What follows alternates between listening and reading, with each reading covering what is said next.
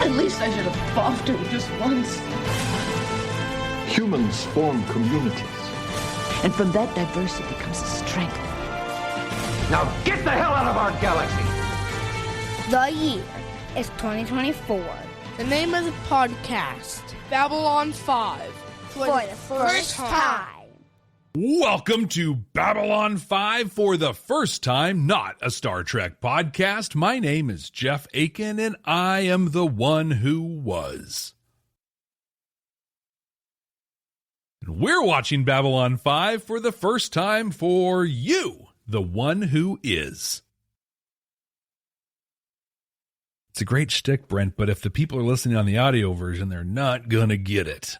Well, but Penn and Teller were in this episode, and you're doing the Penn thing, I'm doing the Teller thing. I mean, you know. It's a lot of fun on YouTube. Oh, man. Oh, hey, guys. Welcome to the show. Jeff and I are two veteran Star Trek podcasters who are searching for the important messages that Babylon 5 is delivering in its own unique way. And we're looking for those Babylon 5 messages, not Star Trek messages. And because we're not looking for the Star Trek ones, and this is not a Star Trek podcast, we play the rule of 3. This is a game that limits us to no more than 3 references to Star Trek per episode in total. That's it. 3. Uno, dos, tres. No substitutions, exchanges, a refund. You know, Jeff, I'm pretty sure last week I blew through all of my references, all of our references. We didn't get a buzz once last week, though. No, because you really, I mean, they were. Well, I think a couple times you're even like, well, this is a Star Trek, and also. So it really wasn't a Star Trek thing. But if we do make Star Trek references, what sound should they hear out there? Oh, it's a beautiful, beautiful sound, and it's this. It's not annoying at all. No, not even a little bit. Right. Because while this is definitely not a Star Trek podcast, Jeff, those references do tend to get shoved in more so from time to time. And that just happens. Although we are better because we used to do 3 each and now we just do 3 total, which is awesome. So that's a game we play. You know another game we like to play? What's that? It's a game called Time to Pay the Piper. That's right. This is part of the show where we look back at what last week's prediction about this week's episode was going to be. And we see just how right we were or how absolutely wrong we were. Jeff, I don't think that there is a single thing that we have gotten feedback on more than we have on people's responses to our predictions. For real. This is the spot. So let's take a look back at what we said last week, that this week's episode was going to be. How close were you? What did you say? I thought that Regent on Centauri Prime was going to die and Londo was going to be set up to become Emperor. Not at all. Here's the thing. I'm going to give you like 0.001 just because we got a mention of you're the soon to be Emperor, Londo Mollari. Hey, I'll take it. What did you think? Well, I said that if this one doesn't involve masks with skulls and all that sort of stuff painted on them, then I'm going to riot. And I'm happy to say I do not have to riot because that was definitely in this episode. I said that this was going to be something where people are celebrating this. It's going to be another culture on Babylon 5, which I nailed that. And that we were going to be seeing the ghost of the past. We were going to be honoring those from the past. Well, not really honoring, but seeing ghosts from the past. Nailed that. However, I said this is where the Brent getting specific kills it. Like if I stay general, I'm okay. But I got specific on it. I said telepaths are going to get involved and screw with people's minds and make them think that they're seeing stuff that maybe they really aren't. We didn't even see telepaths in this one really at all. I also said there's going to be no Lanier, and he 1,000% showed up at the very beginning of the episode. So, you know, looking real suave in his black outfit with the little badge on. This is good looking analyst shock. Like he wears it well. He does, but he still looks like he's wearing his dad's robe. Like I don't know. The king is back. I'll let you wear the crown on this one, but you got specific. Going to give you 0.8 on this one. I'll take it. We had a programming note that a little housekeeping we wanted to bring up. Oh, yeah. Forgot. We just talked about this all of 3 minutes ago, and I forgot about it already. It's going to be fine. This is going to be a great, smooth episode. But we've had a lot of comments on YouTube, like on the various videos coming up on Patreon, on our Discord, emails, things like that, on the 2 words that plagued us for the first season, especially, and into the second, then kind of tapered off. But those 2 words, Brent, are viewing order. Ugh. Yeah. We are well aware that today's episode chronologically falls into like right between like episodes 4 and 5 or something like that. It's like right after, what was it, Learning Curve? I think Learning Curve. A Review from a Gallery, I think, is when Review from a Gallery and Learning Curve. Like it kind of fits in there. We understand that. We got out of order, and we actually we have a friend John who has a list who kind of helps us mitigate that kind of stuff. We stopped looking at that list a while ago for 2 reasons. One, because we made an executive decision to save the movies until the end, and so we weren't following that. But then honestly, the order that they come up on iTunes or on Amazon is the same order that John kept giving us. I think we just got out of the habit and we didn't really look as we were going forward. And yeah, we saw some things out there, but we just sort of kept moving at a good pace. And we're just saying, we know that it belongs back there. I think it's fine. Yeah, well, depending on who you talk to, it belongs back there, or there's people who think it was going to be later. Here's the bottom line. We made the choice, right? Like we made that choice on the movies. That got us off track. We're going to stick to this, right? It's the next one in the app. That's with the iTunes thing. We're going to keep following that. We're going to go through. Here we are. And thank you for your care and your input. Yes. And frankly, with this particular episode, having now watched it, I'm still kind of like, it didn't really matter. You could have watched this. Like, in fact, I said to you just before we came on mic, like this could have been like episode 2 of the season. It feels like it's so non-time committal. Yeah, there's like one little line and little thread in Londo's piece that it can't happen after a certain point. We don't know when that point is, but it can happen before most any of them. It couldn't happen after Londo actually became emperor. There you go. Yeah. Outside of that, yeah, have at it. Soon as Lochley's on board and he's not emperor, anywhere in there. But Brent, we're starting to dive into some specifics on this episode. So before we get too far on that, for those who haven't seen it before, here we are spoiling all the good stuff, right? Before we get too far ahead, Brent, can you tell us what Day of the Dead was all about? Well, hey, do you remember when the Drazi had their thing about purple and green and we learned a bit about their culture? Well, it's time to learn a bit about the culture of another alien species. This time, it's the Brakiri, or is it the Brakiri? Whatever. They seem to say it both ways. Anyway, they apparently have like a single comet in their system, and it passes by like once every 200 years. And when it does, it signals a Day of the Dead festival, which actually happens at night, but we can't call it Night of the Dead for reasons. Anyway, apparently there's this thing where people laugh, they tell stories, they have feasts, and rumor has it sometimes weird stuff happens. But that's all just stories though, right? So when the Brakiri ambassador, quote unquote, buys a bit of Babylon 5 just for a single night, it's not renting though. It's actually buying, but he's going to give it back the next morning. Lochley doesn't really think too much of it. She honors his request. And that's when all hell breaks loose.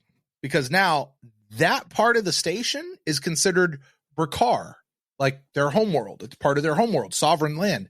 And on that night, an unexplained phenomena happens with absolutely no scientific or fictional or scientific fictional explanation.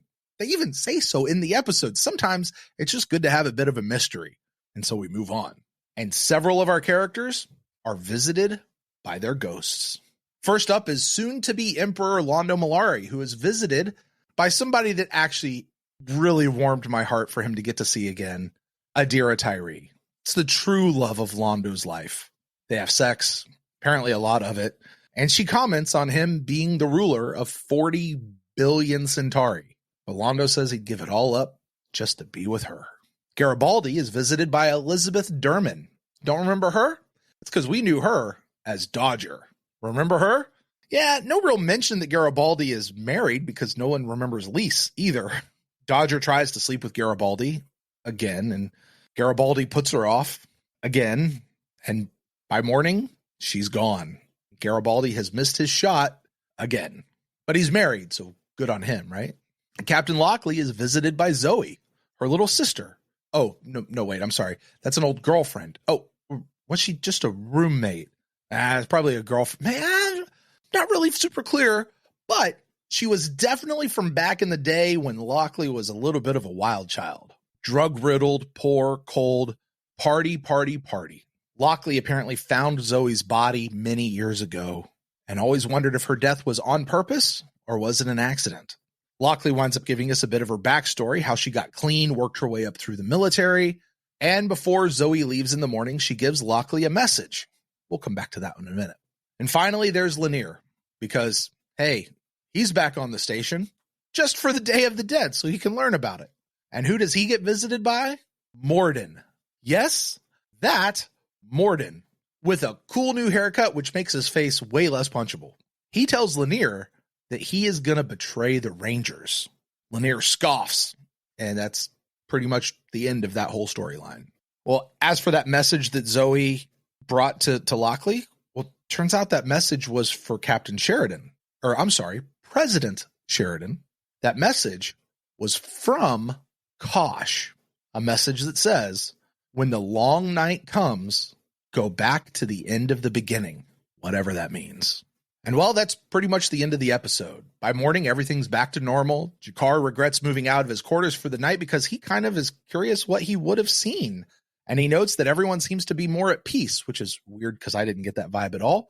Oh, yeah. And Penn and Teller, who've been on the station as Rebo and Zudi, they leave because that's the grand total of the impact that they've had on the story during their time here. Jeff, what did you make of this episode, Day of the Dead? Right out of the gate, I'm just going to read one of my notes here because you, sir, are wrong. You're very wrong about a very key thing here. It is a sin to have Morden's hair looking like that. That man has been given a gift, and this is an affront to God that they made him look like this.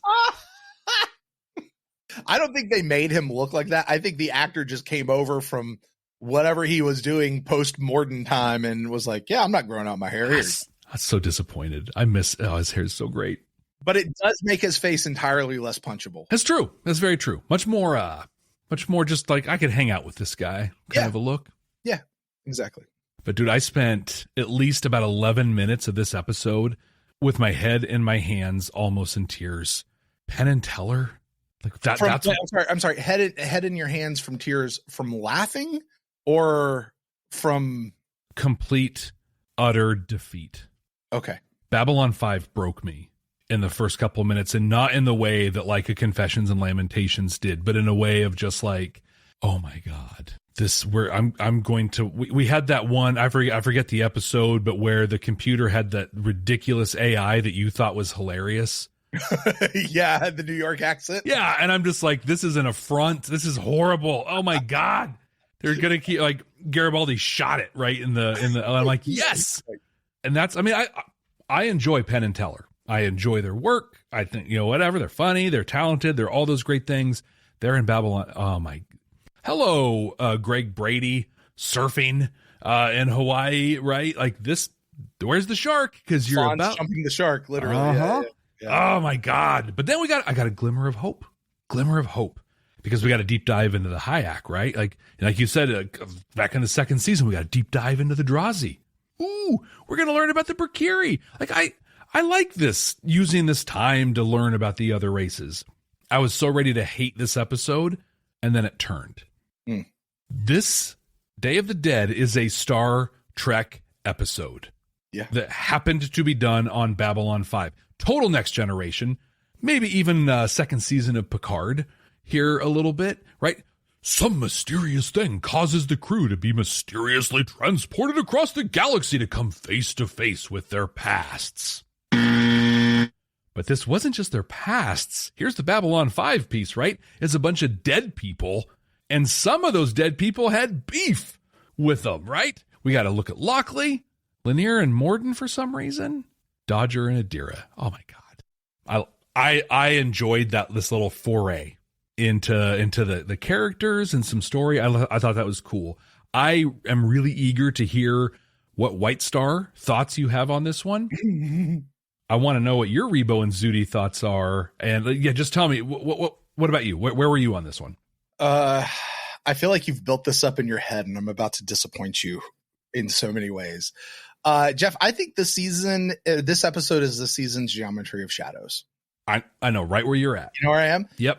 On the surface, this looks like a waste of an episode. Was it a comedy? Was it a horror? It had the potential to be either one, and it did neither. Some cool stuff happened, but does it ultimately matter? No, not really. However, there was that one thing that one guy said that probably is going to come back later and be pretty big. So actually, it is more important than you might think. Hello, can you say foreshadowing? Just thoughts. I remember hearing people talk about our reaction to Geometry of Shadows. Foreshadowing. I'm like, yeah, we don't know that it's foreshadowing yet, guys. Anyway, I thought Penn and Teller were a complete waste. They were absolutely wasted on this episode. My problems with this episode overall, functionally, is there were so many different places, Jeff, that they started getting down a line with something and then they just stopped.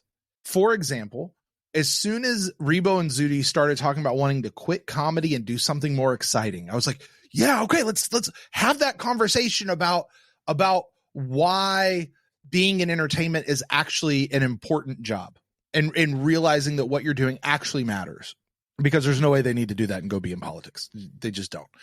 But they did nothing with it. Like, they had that conversation. Delenn and Sheridan like kind of looked at each other. They said like a sentence that didn't really make much of a difference. And then they got off. The next thing we saw, they were walking off the station, and Teller stopped to talk to Sheridan for a second and give him some cryptic message that makes no sense whatsoever. I thought with the ghost, there might be some sort of definitive ghost story. Jakar says at the end, you all seem more at peace. So are these people dealing with unresolved stuff in their life? Well, what the hell is Lanier looking at Morden for? Right? Okay, maybe what these guys are, these are people who are coming back who have messages from beyond. We saw that with Zoe, we saw that with Morden, and it really has nothing to do with the person. Like the whoever's in the great beyond is sending these people during the Day of Dead. But then what the hell is Dodger doing there? Like she didn't further Garibaldi at all. She didn't provide closure for him at all. Loved seeing Londo get with Ladira. I loved that. What impact did that have on anything whatsoever? Did it make Londo ready to be emperor? Did it resolve some conflict that he's had long standing? No. He got to bonk his girl one more time, and she's like, hey, it's pretty cool. You're going to be over 40 billion people. And they did nothing. Like, that one was like a 50. Like, they just didn't do much with it.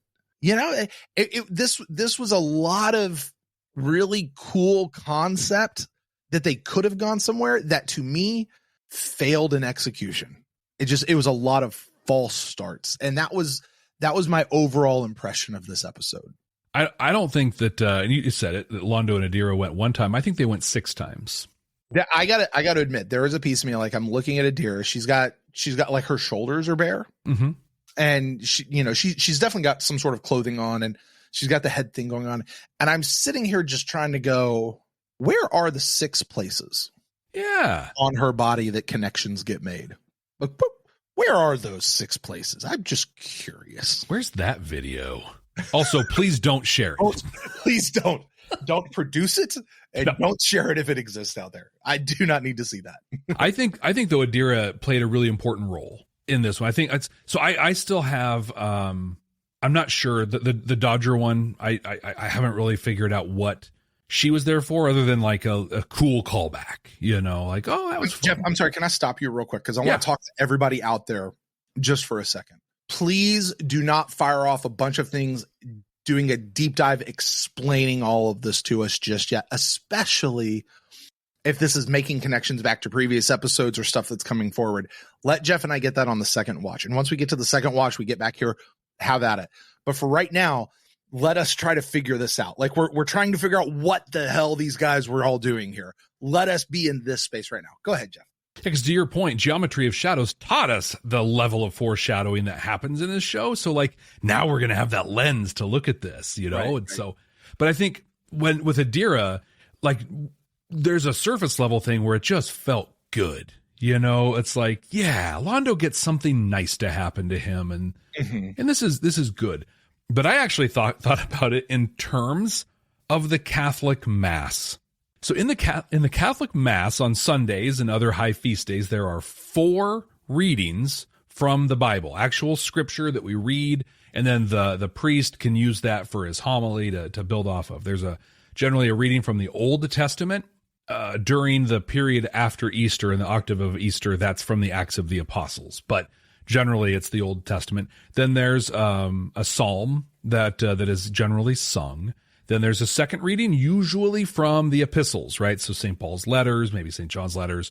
Then there's the gospel reading itself. Now, the psalm will generally tie to the gospel in a real, kind of loose way. The second reading from the letters, that's just there. Sometimes it lines up, sometimes it doesn't. But the first reading is specifically built to do what we say as Catholics, to give us Jewish ears, so that when we hear the gospel recited, we can hear it as the Jews from the time of Jesus would have heard this. So they're going to talk about this thing in the gospel, and you're like, oh, that's because of this thing they talked about in Job, or when Moses said, so you kind of prep us. There's a tie in the first reading to prepare you for the gospel reading. And I think that this moment with Adira was our first reading. This was to prepare us for what's about to go down with Londo. We needed to remember not Londo, the genociding person, right? Not Londo, the guy who had Rifa taken out by a bunch of Narns. We had to remember the Londo who forgot how to dance. We had to remember Londo who saw himself as a burnt out old Republican, And so I think that this is not just foreshadowing. It's like Adira's not going to play a role, but it had to put our minds back in a place with Londo. So you think that was Adira coming to visit Londo was less about the benefit of Londo and more for the benefit of us as a viewer? Yes. Interesting. I think you're 1,000% right about that. Or even that Londo needed to be reminded he doesn't care about like he said for a while, like he doesn't really want to be emperor. Like he just wants to serve his people. What was the thing he said to her? Like the one boast he made to her. I'm the savior of our people. Which is a bit rich, but he's probably also not wrong.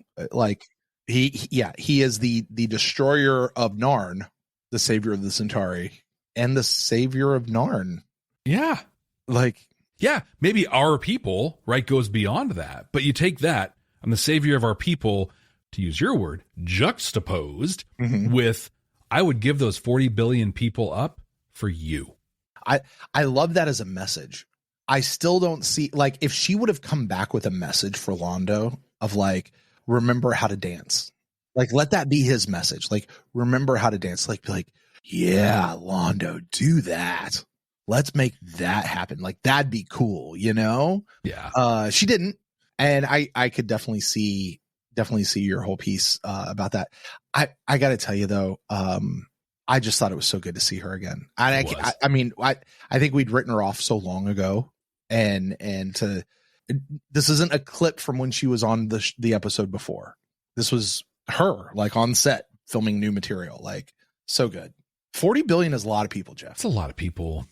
We got 9 on Earth today. Yeah, and we're losing it. Like, we're freaking out. Like, what do we do? Oh my God. 40 billion folks. Garibaldi. Let's talk about him for a sec. Yeah. Okay, I'm done. Well, I have to tell you, I was offended. There was one line in this whole thing that personally offended me. And I'm just like, I don't know what in the world. How could you put this ink on paper, let it dry, and then let someone speak this on television? Capers on pizza? What? Are you kidding me? Hey, sushi, that stuff you eat with bubble gum. What's wrong with her? Capers go on sandwiches. Capers go in the trash. No, here's a great way. There's a great caper recipe. No, I'm sorry. No, you know where capers go? In the cabinet, because you never use them for anything. That's where capers go. Everyone has them, just in the cabinet. Bought it one time because a recipe said capers. They've been there since 1989. That's a great thing you can do with capers. It's kind of it's similar to what you can do with kale. And it works really well. But what you do is you get a surface, a plate, a platter, something like that, and you coat it with coconut oil. And then you lay the capers on top of it. And that coconut oil becomes important, or the kale, because that coconut oil makes it easier for it to slide off the platter into the garbage. I was gonna say, it's interesting you said kale, because that's where they both belong. But then the second thing she said that actually was just like, oh, she said technomancy.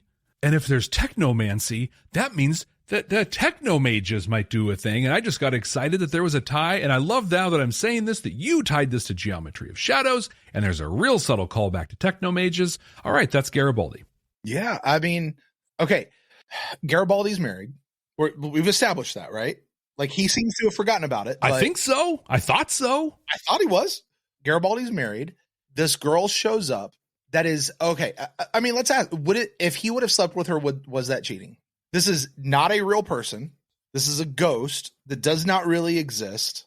All right, I'm not even going to get into that. Well, she's going to be gone by morning, so who would ever know? Like, Garibaldi would know, and that's going to be on his conscience. But, like, did she, like, her and Adira, like, were they physically, I mean, it had to be physically there if stuff could have happened, right? Yeah. Like, but if, yes or no, I'm going to pin you down. Yes or no, if Garibaldi would have slept with Dodger, was he cheating on his wife? Yes. Okay.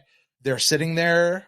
I feel like they kissed once or twice. Her head is on his lap, really close to his junk, maybe on his junk. Yeah, he kind of even went, whoa. There's a lot of caressing. There's a lot of laughing and flirting.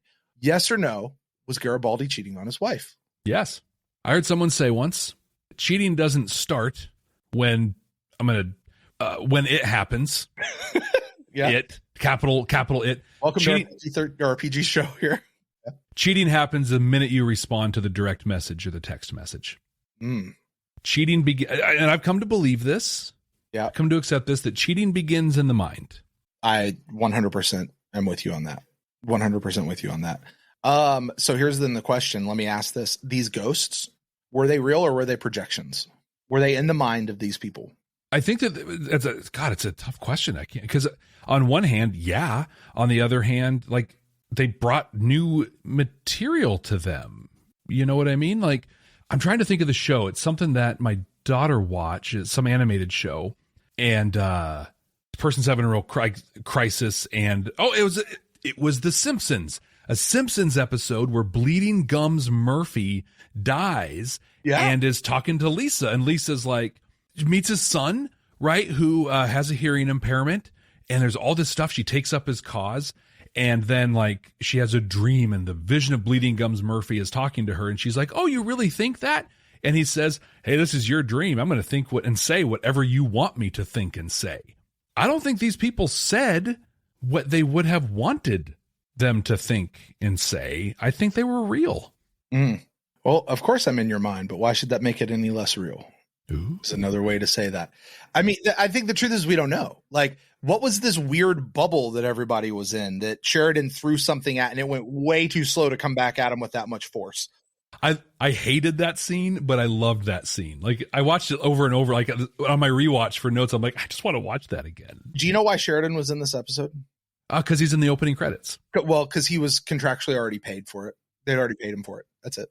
Get dressed, go throw this fire extinguisher that's smaller than a can of soda. Right. Him and Delenn had zero actual purpose in this episode. I guess while we're here, let's talk about people with zero purpose in this episode. Penn and Teller. Yeah. Now, what was your reaction when you saw Penn and Teller come out? The second they walked out, I was just like, oh, so TNT is forcing guest stars on them now. Yes, that's 1,000%. I mean, this is what CW was doing when they tried to get Enterprise to put a boy band in the mess hall of Enterprise. Yes. They did it with Charmed. They did it on what was it? Dawson's Creek. I feel like they did it on so many of those shows. TNT definitely, this has every bit of that feel that they tried to force that on. Rebo and Zuki were not funny. No, I would say, here's my exact note. I can't believe I'm watching this. I am Lochley, rolling my eyes, and I'm looking for a reason to leave too. I really kind of wish, like, I hope that Penn and Teller were forced on them by the studio. JMS wrote them to be stupid, and Lochley served as JMS, i.e. our proxy on screen. It's the closest he could get to Keffering them without Keffering them. Stand by. We'll be right back. Are you ready to take your Babylon 5 for the first time experience to the next level? With our exclusive Patreon, you'll get access to all kinds of cool stuff that you can only find there. Our recording notes, unedited reaction videos, an exclusive Discord community. And you can even be listed as a producer of the show. Plus, we even offer exclusive meet and greets and hangouts. You won't find this kind of experience anywhere else. Get all these amazing benefits, plus the opportunity to interact with other fans from around the world. It's being part of a huge community where everyone shares the same appreciation for Babylon 5. Subscribe at patreon.com/Babylon5First. That's the number 5 and the word first to get access to these incredible benefits. That's patreon.com/Babylon5First. We can't wait to see you there. Although I got to say, when I first saw them, I was very excited because I love Penn and Teller. They are great. If something you don't know about me, I told the folks on Brent watches this. When I was growing up, my best friend lived 2 doors down from me. His name was David. He was a year or so younger than I was. Best friend growing up, over at each other's houses all the time. David, genius of a kid. Like this kid, when he was 9 years old, so this is 89, 90, when the internet is still like military bound, created a website selling brass knuckles. What? Yes. A 9-year-old created a website selling brass knuckles. To this day, it is the #1 retailer of brass knuckles in the world. This man does almost nothing with it, as far as I understand. He just sits back and paper money in the mail. Huh. #1 retail, like it's all automated. Like this man did Amazon before Jeff Bezos did Amazon. He just nailed it down to brass knuckles. Wow. My friend David also got into magic. He was the magician, the magic. Now, I've always had a bit of a flair for the showman. Love David. He didn't.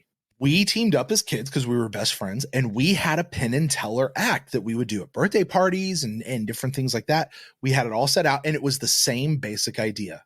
I did the speaking. David did not. And there was a lot of studying of Penn and Teller and how they worked. And they were very big influences on a very young me. Loved watching them. I was so ready for this to be a comedy. It was not a comedy. No. Oh, when they're sitting there having their conversation, and I mentioned it earlier about they want to give up comedy to go do something important. I'm going to save the rest of that conversation, but I was so disappointed that just fell so flat. There is a finish to that episode. There is a finish to that conversation. I thought of you in that line because I'm just like, this is Brent is a working for like traveling touring comedian. He knows this, and good comedy has a real message. It's the most it can be one of the most subversive ways to get really difficult conversations and concepts across to people in ways that are relatable and that you can hear and understand. And I was just like, this is Brent's jam, and they're not even gonna when Rebo said we can say something really cool, but then it gets lost in the comedy, I disagreed so vehemently. It's like, it doesn't get lost in the comedy. It lands because of the comedy. It gets through. It does for the message what placing stuff in sci-fi does. This is why we do this show. This is why sci-fi is uniquely positioned as a genre to hold up a mirror to society and show us who we are. It's because you can do it in the form of aliens, so it's not offensive, and it could show us right here, right? Like sci-fi is uniquely positioned to give us these messages and these tales and these to give us hope for a future in a way that crime procedurals and sitcoms and dramas and legal things and hospital shows, those are not positioned to be able to do in a way that sci-fi is. Comedy is that same way for being able to comment and criticize and bolster and shape the attitudes of society. Comedy has a way of doing that because it comes in the form of comedy and people are more ready to accept it. Yep. He was so wrong in that. And that's all going to play into my White Star thoughts. Cool. So I'm going to stop here. I'm excited to hear about it. But yeah, I mean, I have nothing else on Rebo and Zudi other than, hey, that's cool. They studied other cultures' humor. And that little cryptic line at the end was literally just like, hey, let's feed something to them to say it, to close off a storyline. That meant nothing. To show Teller actually said, he said one word to his partner, but he's going to say 4 to Sheridan because it told me so, or whatever he said. They had a newspaper right? Because Corwin was like trying to do some stuff, and there was this newspaper that was there. Did you catch any of the headlines on the newspaper? I didn't. I just saw the Penn and Teller, their actual photo, not Penn with this weird wig going on. I saw their picture and I just thought it was pushing back to them all the time. No, what did they say? Yeah, so I actually paused the thing when they showed the front and the back and everything to get the pieces. So there was a meet Rebo and Zudi up close and personal. Babylon 5 will air a Rebo and Zudi movie marathon that Lochley got caught into.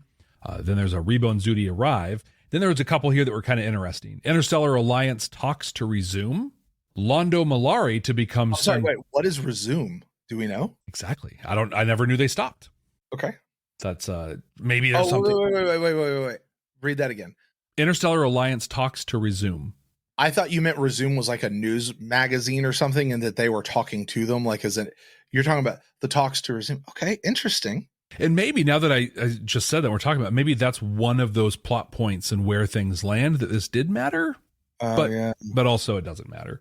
Because wasn't it in, what were those episodes? Learning Curve and View from the Gallery that people were like stonewalling the Alliance? Not really. Yeah. Wasn't it like it was, because remember the Drazi were like, oh, we don't have to sign a pledge of anything because we're amazing. And yet we're actually jacking these people up over here. Yeah. It might have been around to that in the hiccups there, but there was a little one, Londo Mollari to become Centauri Emperor. And I think this one was important because it was, that one, by the way. Yeah, it was teeny tiny and it was below the fold. And Londo saw that, right? And he was just like, yeah, you're not even above the fold news, dude. Like, dude, that is not anything I would have picked up until like my second, third, fourth viewing. Yeah, this was my second. I saw the stuff, but I went back on my second one. Reclamation of San Diego Wasteland gets underway. Okay. Maybe this is where Bureau 13 pops up again. Stocks, how your credit rates. Then there were the two that I think that might turn into things. One was the Earth Senate votes for more money on Titan reforming, on Titan terraforming. Titan being a moon of Neptune? I think so. I think it's Neptune. And then the other one, a Narn consulate opens on Mars amid controversy. There's a controversy. Okay. Yeah. Those are, Jeff, here's the thing. I would totally write those off, except in our very first episode. You get to the end and you're like, hey, did you hear what that newscaster said as the episode was fading to black about President Clark and all this? And I'm like, yeah. And you're like, that's going to be like a central thing of the whole deal. And they put it right here. And I'm like, yeah. And yeah, that's literally what ignited the whole thing. Right. 2 whole seasons of that as it was fading out. Stand by. We'll be right back. Are you a baseball fan? Do you watch movies, TV, or are you curious about the lives of professional baseball players or people in the entertainment industry? Then Peanuts, Popcorn, and Cracker Jacks is the podcast for you. Hosted by Jeff Santo, a writer-director and son of a Hall of Fame Chicago Cubs baseball player, this podcast comes out every other Thursday with extraordinary guest interviews and surprise Cracker Jack guests. It's fun, it's emotional, it's Peanuts, Popcorn, and Cracker Jacks. Yeah, let's talk more than linear because that one should go quick. All right, first of all, linear, dude, literally, here's my note. Right as I gave up on seeing him again, he waltzes right back into my life. Zabagabi, just right out of nowhere. Yeah, and then man, he's Dylan, so good to see you. And he goes, "How is your partner?" Your partner. And Dylan goes, "My husband, he's fine." And I'm sitting here going, dude, you know Sheridan personally. She does not have to say my husband. She could say John. You know him. You do not know. Come on now. So petty. Oh. Honestly, if you're that petty, you shouldn't be on the shock. Anyway, those were my 2 initial notes on Lanier. What did you think, Jeff? I'm curious. When Lanier popped on the station, he popped up on screen. What was your reaction? Yeah. So underwhelming, right? Yeah. Like it should have been a big moment, and it wasn't. I feel like he had to be here because there was some foreshadowing that occurred. But other than that, I think it's a huge waste of how he could have showed up. Shadows part. Hey, that one line happened with that one guy over there. Here it is. Yeah. And that one line, you're going to betray the Analyshock. oh, I would die before I did that. And he's like, okay. And then like they had that line and he goes, I would do this. And then literally all that happened was Morden sat in a chair and read a newspaper until it was time for him to disappear. Yep. That was it. Like, what? And then he got a little jab in, right? He's like, Delenn doesn't love you the way that you love her. Yeah. But I thought it was neat because he's like, already know that. And he's like, actually, you don't. In your heart, you don't know that. That might be a catalyst for how he's going to wind up betraying the Endless Shock. That's what I think too. Yeah. Go after Intilza. I think when he betrays the Endless Shock, because I think that's coming. Like 100%. I'm like, yep, that's going to happen. I don't think he's going to intend to do it though. Okay. He's going to do it, but I don't think he's going to intend to do it. I don't think in his mind, it's not going to be betraying them, but it will be. He's going to think he's doing the right thing. Yeah. Okay. That's what I think. And maybe he really will be doing the right thing. All right. Then we got Zoe. Yeah. Oh, by the way, I'm sorry. When Rebo and Zudi met Delenn and Sheridan, and Zudi plays the little machine and it tells this joke in Minbari that none of us actually understood in Delenn's, I 1000% really appreciated how slow Delenn took to laugh. Like she heard it. It was, you could see like the acting on that was amazing. Yeah. Because it had to go through her brain. You could see it running through her brain a couple of times. And she's like, oh, that is a joke. Oh, that's really funny. Yeah. Like it was so well acted and well played as juxtaposed, Jeff, everybody else laughing to Rebo and Zudi, which was fake and awful and horrible. We've already covered that. Yes. Terrible. I'm sorry. Jakar walking into CNC with his robe and in his PJs, but it wasn't the bathrobe with the chest piece. Right. That just goes to show where Jakar's come. Like, think about it. He used to be that dude, with 3 girls walking out of the room, most of them Centauri, if I remember right. And then this one, here he is in a full like monk's robe coming out.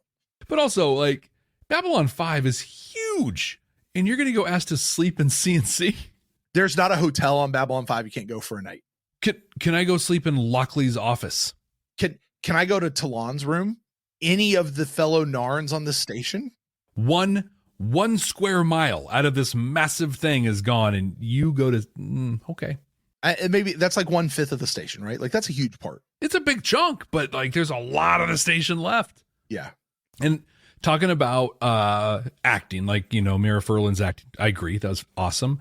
I thought Tracy Scoggins did a great job in.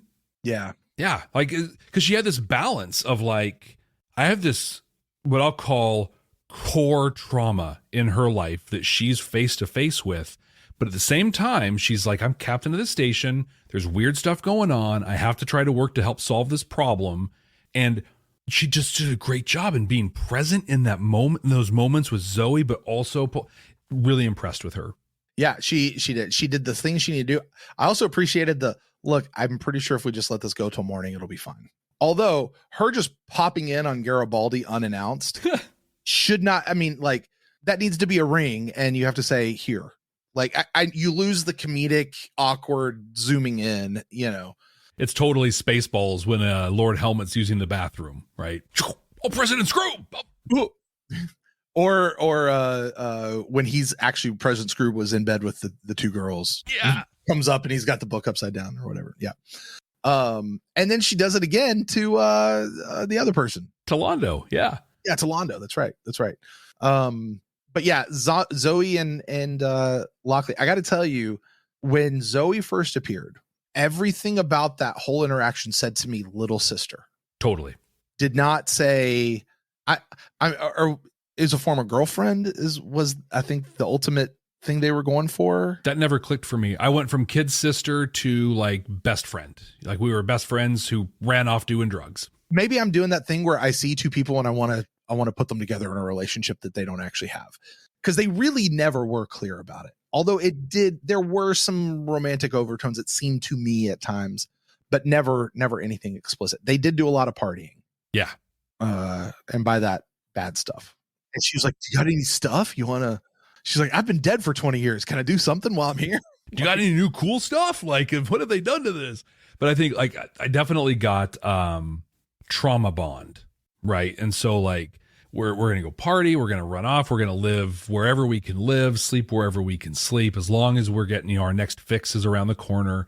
And so I never got romance, but like we've talked about that, romance isn't my mother tongue. And, you know, so maybe that's why I didn't pick up on it. But to me, it really hit like trauma bond. And like I said, it's a core memory, a core trauma. I mean, her passcode is Zoe's dead. That was a little over the top for me, honestly. Very on the nose. Now, I got to be honest. I think I've said this on the show before. My Wi-Fi password is the name of my dead dog 2 dogs ago. You know, like I get it, but I'm not, it's not Sam is dead. It's just Sam. Like the passcode would just be Zoe, not Zoe's dead. Like, no, to me, I'm not speaking to anyone else's trauma or what that looks like, because this clearly is something that has influenced her all the way up. But think about where she's gone. So she was a drug-riddled teenager, maybe young 20s, gets rescued by her Marine uncle or whatever she said he was. Her dad. Didn't she say it was he sent like the uncle or something like that? No, it was dad, right? With buddies from his platoon. Yeah. So she grew up as a military brat, but out of that situation, she goes off to join the forces. And works, she's clean and gets her life together and works her way up to being the captain of a station. Like that's a pretty good bump. That's a pretty good jump, but she still has all this old stuff. She found her friend dead and never knew why. And the core thing, and I want to acknowledge right now, we're going to talk about self-harm. We're going to talk about suicide for a minute. So skip ahead if this is activating for you in any way. Pausing. Okay. She didn't know. Did you do this on purpose? Yeah. Right. And it was a big thing. And it was powerful when Zoe explained a little bit, like at first it wasn't, but then it was on purpose. So I couldn't go on anymore, which I thought was real interesting, because you have Zoe, who we first met her and she's like, hey, you got any more stuff? Like, let's party. Let's do something fun. Let's go here. Actually, I couldn't go on anymore. That's what happened. Like that is such a change in where you are. I think it's very pictorial of an addict. Okay. When you get into a sober spot as an addict and you go, I can't do this anymore. But then when you're in your old triggers, you're like, yeah, let's just go do this. Because what does it do? It numbs the pain. It takes you out of all this stuff. You just want it. You enjoy it and all of that stuff. And yeah, she was here for something. That's a first response. I thought that was real interesting. But you're right. The way that Tracy Scoggins portrayed this whole deal, again, this led us down a road that it never delivered on, though. Because here you have a character who has unresolved stuff in their life. Oh, wait, Londo has unresolved stuff in his life. Oh, Garibaldi has unresolved stuff with Dodger, but he's married now. Lanier has unresolved stuff with Morton. No, okay, it all falls apart at that point. Yeah. And even like it starts to at Garibaldi, but I think if we think about it, it might be, I never questioned him and Lise, but maybe this was a thing of just like, hey, by the way, look, good dude. He's gonna, in his mind, stay faithful. I don't know. Does he have? Yeah. It's Garibaldi and Lanier that the whole thing kind of falls apart around. It really does. It really does. And that's just where I go back to. Now I have one major. Okay, so she comes in. She has this message for Sheridan. Let's talk about this message real quick. Yeah. When the long night comes, go back to the end of the beginning. Let's start at the end. What is the end of the beginning? I thought about that a lot. And the best I can come up with is the beginning. I got to start there. What's the beginning? And I would think the beginning is Lorien and the Ancient Ones and the first ones. So what's the end of that? The end of that was when they mission accomplished and went out beyond the rim. So my thought is, well, let's pause there. Where's your beginning and end? I think the beginning to me was Sheridan's life. And the end is when he lost his life, which we got confirmed in this episode that he died at Zahadum. To go back to the end of the beginning, because stuff didn't really start happening for Sheridan until the Lorien stuff. Mm-hmm. So everything before that would be beginning. So the end of the beginning, go back to that space. He's got to go back to Zahadum. Okay. Now, Zahadum's blown up right now, but he's got to go back to Zahadum. That's my thought. Right now, people are thinking, oh, you're so wrong. Yeah, I probably am. Yeah, we have no idea. Because My guess is it's telling him to go beyond the rim. So the ancient and first ones went beyond the rim. And so he says, when the long night comes, and the episode The Long Night taught us that that's the end of a peak conflict. And so we'll have some peak conflict come up. And when that's done, Sheridan needs to go. It's time for Sheridan and his people to go beyond the rim. Wow. Sheridan and his people specifically, or Sheridan and his people as in humans? I think humans. Wow. I think. So what he's saying is, hey, when it comes time for humans to leave this galaxy, come with us. Wow. But Sheridan's only got like less than 20 years left, man. Like, sort of, I mean, yes, but also we know that that's not necessary. I mean, he died. That's not necessarily the end. Right. And we know that in 1,000 years, was it 1,000 years that, or however, I forget the breakdown that we got in the Deconstruction of Falling Stars, but they're going to start telling the story of Babylon 5 and Sheridan as a holy book. Maybe it's up to him to leave that message that, here's I think it got up to 1,000 years. I think it was 1,000. Yeah. 1,000. And then it jumped to 1,000,000. It was like a year. And then it was like 100 years. And then it was like 500 years. And then it was 1,000 and then maybe it was like 100,000 or 1,000,000. Well, it was 1,000,000. It was 1,000,000 when the sun blew up and all that stuff went down. Oh, because they all went beyond the rim. Yeah.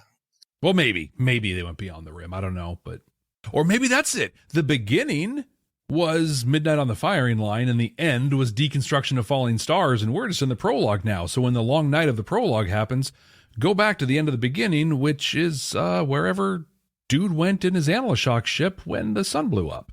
I confused myself saying all that. Basically, I think that just means it's time to watch Babylon 5 again. Okay, so here's the bigger question. Morden comes with a message. You're going to betray the Endless Shock. I don't really know that that's a message as much as I'm going to rub your face in it, but it feels like a message. Zoe comes with a message. Dodger, we could maybe pull a message out of our butts about that one, but I don't think there really existed one, which is why this breaks down. Londo, again, you could kind of pull a message out of that, but I think it kind of breaks down. Here's the question. Why does each person get the person that they get? Because it clearly doesn't have to do with unresolved conflict that you're having to resolve. As Jakar suggested at the end, when he's like, you all seem more peaceful. Like, no, they don't. The bigger question, who is sending these people? If it's not a creation of their own soul and they're coming with a message, who is sending them? I think, and this might be a controversial opinion, but I think no one has any idea. I think the whole thing was contrived and made up with no explanation whatsoever for the sole purpose of getting a handful of messages out. And then they didn't have enough content to fill a full 43-minute episode, so they tossed in a couple more. I think that's it, Jeff. I think the God's honest truth is Lanier is going to betray the Endless Shock, and Sheridan gets this cryptic message from Kosh from Beyond the Grave. And then we get some Lochley development. We learn a little bit about Lochley. A little bit of that. And that is the full extent of the purpose of this episode, which may be fine, but still, like... God, do you know what I would have loved in this? Do you know what I would have loved? What's that? If Ivanova was still on the station and Talia came back. No, I disagree. Really? Because if Talia would have come back, if Talia would have come back and she was evil Talia, that's the only way I would accept it. If Talia came back and she was bland, vanilla Talia before, no. You know who should have come back instead? It'd be her mom or her dad. Ooh, that's good too. Probably her mom, frankly, because the whole because a theme that they really just sort of dropped and never did much with. Ivanova's a latent telepath. Well, no, if you remember in that pivotal moment at the end of the Shadow War, when the telepaths swooped in and Ivanova was at the front with Bester because they were strong telepaths and they're the whole. Oh wait, no, never mind. I mean, it is what allowed her to plug into the Great Machine, and she realized that the Shadows knew her name in that one episode. But and got that piece of the President Clark stuff that whatever. Yeah, it just like what, like it's a neat thing, but what is it? What did it matter? I just think back to I think it was Ceremonies of Light and Dark when is that the one that was after Severed Dreams? Yeah. I don't remember. Oh yeah, that's the one where Delenn wound up in the hospital and she gave them all the new uniforms, right? Yeah, but they all went in and shared something secret, the rebirth ceremony. And Ivanova's was, I think I might have been in love with Talia. And nothing ever came from that ever, this would have been an awesome place to go back and visit that. Mm-hmm. I'm trying to think of other cool ones that we could have grabbed. I'm trying to think, are there anybody or any other big losses we had that would have been cool? Have Naroon come to Delenn. Or Ducat. Ducat. Oh, yes. Yeah. They could have done some cool stuff with this. Could have done some cool stuff. Get Michael O'Hare back and let him do a thing. Because he's dead by now. Dead for 1,000 years, you know? Yeah. You know what I want? You know what I really want? What's that? And I'm sure they're never going to come back to this. I want to go find wherever he went after he was doing his thing as Valen. Like afterwards. He had a bajillion kids. And then he wound up living in like exile on some island somewhere. Like, I want to go find that island that he was on. Like, I would love the story of Valen, period. Right. Let's see that story and then have that, like Valen, the after years. Right. It'd be cool. Right. I think that we have reached the point of this conversation where we boil this all down. Check and see if this episode has any deep morals, messages to it, or if it's holding up a mirror to society, or maybe, possibly, even giving us hope that we might be better in the future. But at the same time, we're looking at how much it delivers that message in its own unique Babylon 5 way. Brent, you get to do that by rating this episode on a scale of 0 to 5 white stars. What do you got? I might be mean on this one, Jeff. Okay. I'm actually going to tell you my rating first, and then I'm going to explain it. But I'm going to reserve a caveat that I may change my rating as I talk myself into something. Okay. And Jeff, I'm going to allow you some input on this. If you want to stump for something, here's my initial rating: no white stars. Wow. Okay. And here's why. Because what do we say? Does this show have a message, and how does it deliver it in a Babylon 5 way? This episode doesn't really have much of a message. It started having some messages. It never finished them. It didn't deliver the message. Let me give you the message that this episode really should have tackled, that it wanted to tackle. Again, I go back to Rebo and Zudi sitting there saying, hey, we think we want to give up comedy because we want to do something that's important. Hey, this is something that actually I could kind of relate to Londo and Lady Adira and what they got going on. I could also relate this to, Lanier, who has given up something to do something that he felt was important. I could also relate this to, Lochley, who gave up something to do something important. But for Rebo and Zudi specifically, they say they want to do something important. And Sheridan gets so close to saying, yeah, but we need you. Your comedy is important. Comedy is that is an important job. Jeff, folks out there know I've been a stay-at-home dad for a number of years. And as often as I talk about, it's hard because you just feel like, man, I'm just wasting my life. Oh, but do you know how important it is to be raising good kids? Like, that's a really important job to raise the next generation. Like you get that sort of platitude that they're not wrong. Doesn't feel good, but they're not wrong. This might be a little bit like that. Here's the deal. Entertainment is important. Comedy is important. Being an entertainer is important. You mentioned earlier, I used to do stand-up comedy. That is absolutely true. I stopped.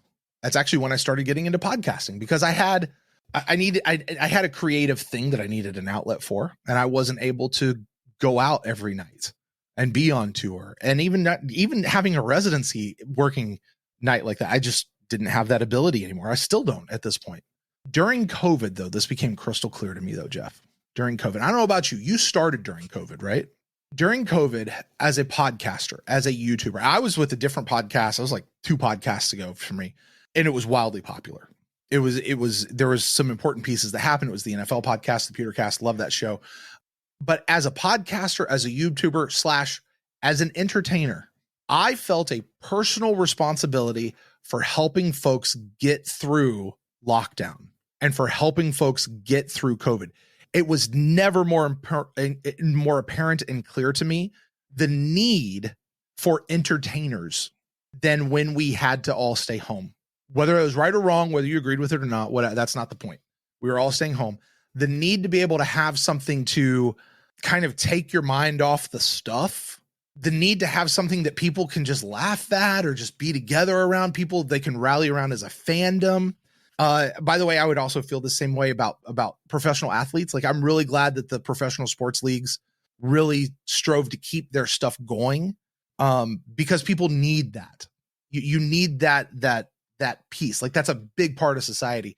There are a few things that we need as human beings to survive: clothing, food, shelter. At some point, you need medical care. At some point, you need companionship, love, community. Entertainment's down that list. But when we start talking about quality of life, enjoyment of life, entertainment's a big thing. When you're building a city, you play those sim games like Civilization or any of these where you build a thing. You've got to put in a movie theater. You've got to put in an art theater. You've got to put in, because your people, you got to put in a park, because people have to be able to have recreation to not riot. You know what I mean? Like there's an important responsibility for people in comedy that really, really matters. And the people who can do it well should be doing it. I don't feel that urgency now because we're on the other side of it. If you and I were to stop doing podcasting tomorrow, Jeff, it doesn't feel like that monumental. But being in a spot where it was needed, it felt monumental. Now, I say all of that to say, when you and I get these emails, when we get these messages from people who were in surgery and we help them get through their surgery, or people who were in the hospital for 6, 8, 9 months, and we were a part of their healing process, like us here, Babylon 5 for the first time, not some other podcast like this one right here. Or when we get emails about people who are in familial relationships that are in trouble, husband and wife, father and son, whatever. And we gave them a point of commonality that they could base a relationship on again. And it saves a relation. We get those emails. We've had a handful of these emails. You sit back and you realize, not just comedy, entertainment, what we're doing here, it matters. It matters huge. Like, for some people out there, this is the thing. I think of Dan Davidson over at the Trek Geeks podcast, who talks about how an episode of Deep Space Nine stopped him from committing suicide. I feel like we've correct me if I'm wrong, Jeff, we've had a few emails where people have been on the verge of suicide. Oh, well, we had one not too long ago. Yeah. People have been on the verge of suicide, and Babylon 5 is what helped get them through. There was one we got, I don't know, a year ago, Jeff, where I'm not going to share the full story, but basically this person was in such a bad spot. It was like for a year and a half, they just watched Babylon 5 on repeat. And that was it. Apparently, if you just watch it on repeat, you can get it done in about 4 or 5 days. Just on that's literally all this person did. And he did it for a year and a half. And Babylon 5 helped him get through. And that's not us, but that's Babylon 5. But still, comedy is important. And doing that thing, if you're gifted in it, is important. And don't lose sight of that which is actually truly important, to go do something that is also important, just because you see it as bigger and better. That's all I got. Babylon 5 didn't say that. That was not the message they put out there. Nope. They had a chance. They could have said something like, hey, tell people you love them before you don't have a chance to anymore. That didn't happen. Hey, you got to face your fears, face your internal demons, face the thing that haunts you from the past to be able to move forward. Yeah, but that's not where they went with this episode either. So I gave this one 0 white stars because it didn't really have a message, and the ones that it did have, it still didn't even deliver them Babylon 5 way or another. I have 2 thoughts that come to mind. One is affirming what you just said. Well, one, I hope that it hurt them to say that, right? What you want us to say, that our comedy doesn't make a difference? Because I'll tell you, 2 performers that believe they're making a difference in the world are Penn and Teller. Yeah. So I hope that they were like, oh God, it's a good thing they're paying us a lot, because this is a lie.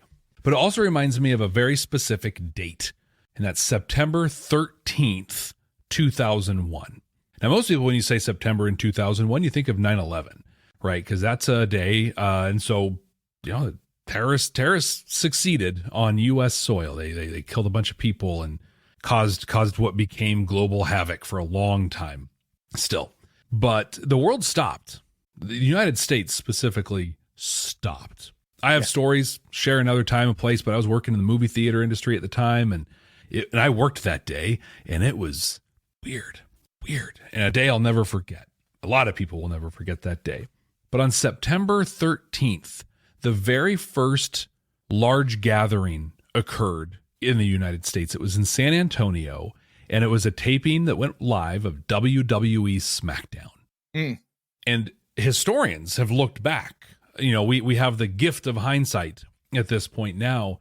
And that moment when Vince McMahon decided and his team agreed to continue with their taping in San Antonio, Texas, 2 days after the tragedy, after the attack, that was the moment that we were able to start getting back. Entertainment told people that things were going to be okay. Not good, right? Not awesome, but okay. You can show up again. So just echoing what you were saying. On the White Star conversation, the one thing I'll offer, and I hesitate to even offer a White Star on this one because I don't think I would give it one myself on there, but there was a moment, an object lesson, where Lochley's about to agree to sell the station for a day to the Brakiri, which I don't know about you, but if you have a sale with a set end date to it, isn't that a lease? It's a rental. A rental. Yeah. Call it what you want. It's a rental. Yeah. So it's whatever. But Jakar comes in. It could be a sell, like if it's just like a handshake gentleman's agreement, like, hey, we're going to do this and it's going to be official. And while I don't have to, I'm going to give it back to you right the next day. Like, that's the only way that I think it actually becomes official. Like, if they could have reneged on the agreement on Monday morning. But yeah, Jakar came running in. What? Don't do it. Don't do it. You don't know what you're getting into. You can't do this. So then he sleeps on the floor of CNC, and afterwards he's like, "Aw, I kind of wish I did that. Look how you are." So kind of the lesson I pulled out of that one was, especially when it comes to things from other cultures, don't be so quick to judge. Maybe take a moment and experience that. I've shared on this podcast before, my wife is Lebanese. Much of her family is Muslim. And when we were first dating, I was invited to her family's Ramadan celebration. And so with Ramadan, you fast from sunup to sundown. After sundown, there's a big feast. There's praying, there's talking, there's celebrating. It's a beautiful celebration. I like to say that I look forward to half of Ramadan each year, that half being the sundown part. Right. But I got to go and do that, and I came in, preconceived notions about Muslims and the Islamic faith. And, some were right, a lot were wrong. But in that moment, I realized, God, this is a beautiful celebration. And these are great people. And I'm excited to be a part of this family. And I may not join your faith, but I'm sure glad you shared part of it with me. Yeah. If I'd come in as Jakar, whoa, no, don't do that. You can't do that. Man, I sure would have missed out on a lot. What else are we missing out on because we come in with our preconceived notions? That's the little lesson I got out of this one. I'll give it 1 White Star then. Whoa! I'll go up for you 1. I don't know, scale of 0 to 5. I'll give you 1. That's a lot more than Yeah. Maybe. I'll give you, it's a good lesson. I won't elaborate anymore, but it's a good lesson. So you should do that. Well, Jeff, so I rated it on White Stars, but hopefully you're going to have a much easier time here. Maybe not. I don't know. Of placing this one in our 100% completely accurate, totally immutable, scientifically designed ranking of season 5 of Babylon 5. Our current top 5 is The Very Long Night of Londo Mollari, No Compromises, Learning Curve, A View from the Gallery, and Paragon of Animals. Jeff, where do you put Day of the Dead? This is a really hard one. Here's a question. Can I ask a question before you do that? Yeah. We've kind of pooped all over this episode a bit. Yeah. Did you enjoy the episode at all, though? I actually really did. Last week I did not like the episode. But like the rest of season 5, though, it's not that I didn't like it. I just didn't like it. I didn't not like it. I just didn't like it. It was an episode. My very first note here was, I feel like we're just watching any 90s television show, sci-fi or not. Yeah. I feel like that's where we've gotten back to. It's just any 90s sci-fi show that could ever be out there. Yeah, I think last week we got an episode we didn't like to watch, but enjoyed talking about for a podcast situation. This week, we got it's whatever. I mean, we've had a long conversation about that from a podcast, but it's stuff we've pulled out. But I enjoyed watching it, and I think for me, when I look at this and I make why? You know why? Why? Byron wasn't in this episode. It's for real. That alone is going to bump it up a spot. In fact, that statement alone, I was between two. Okay. And I was thinking to myself, I'm like, I could rank this based on the assumption that it's a Geometry of Shadows situation, but also I could be wrong. But that statement, it doesn't have Byron in it, answers the question. Brent, this is our new top Brett, this is our new number 5 episode, right below A View from the Gallery and above the Paragon of Animals. Fair enough. I thought you were going to say it was top 3, and I was like, wow. That just goes to show how mediocre season 5 has been so far. It's so true. Well, that's it for the Day of the Dead. Next week, we are watching The Kingdom of the Blind for the first time. We've never seen these episodes. We avoid thumbnails at all costs. We don't read descriptions or anything. We guess what the next episode is going to be based on title alone. Brent, next week you'll have to pay the piper for what you're about to say.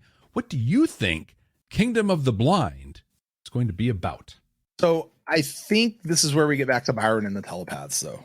Right. We can't get too far away from where we left it last week. But I think this one, The Kingdom of the Blind, this is about Byron solidifying and consolidating his power.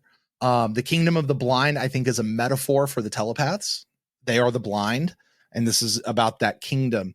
I think this is really about Byron just gathering power, bringing more and more telepaths to the station. I think Lochley, especially, maybe even Sheridan, although Sheridan's probably going to be a little more on the fence, they kind of start regretting allowing them to stay and giving them the leeway that they gave them here.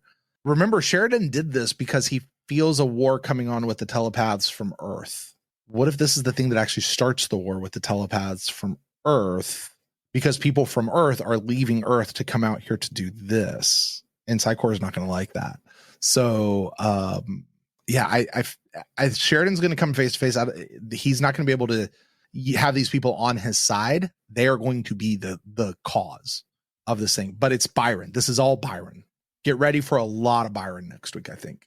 Sheridan's going to be on the side of Psychor, ultimately. It wouldn't shock me if Bester was in next week's episode. So, how about you? What do you think? I'm not far off. I think this will be the first shots fired in the telepath war. Not the start of the telepath war, but in fact, to use that last thing, I wouldn't be surprised if Bester showed up either, because what I almost see is Byron as king, right? You know, looking all big and whatever, and I literally see him reciting like a manifesto. This is the manifesto of the telepaths of my people. It's going to draw those battle lines. And then I think we're going to dive into the telepath war. But that's my prediction. Here's my hope. My hope is that the telepath war lasts about as long as the Minbari Civil War did. 2 episodes, yeah. Yep, and we move on. I hope so, because remember when like the telepath thing was like, this is going to be the story. I'm so done with this part right here. Like either. You know, there's a term we have where I come from. It's time to poop or get off the pot. And it's time for Babylon 5 to poop or get off the pot when it comes to this telepath war thing. Get it done. We're going to find out what happens right here next week. Thank you, everyone, so much for joining us. Don't forget to subscribe wherever you're watching or listening. Leave us a rating, a review, and please share this podcast with someone who loves Babylon 5 or is just about to fall in love with this incredible series. So, Brent, until next time. Hey, Jeff. Yeah, man, what's up? Why did you say that thing you said before we went on mic? Oh, because it tells me to. Well, zitty zoot zoot. Let's get the hell out of here. Initiating getting the hell out of here maneuver. We're not some deep space franchise. This station is about something.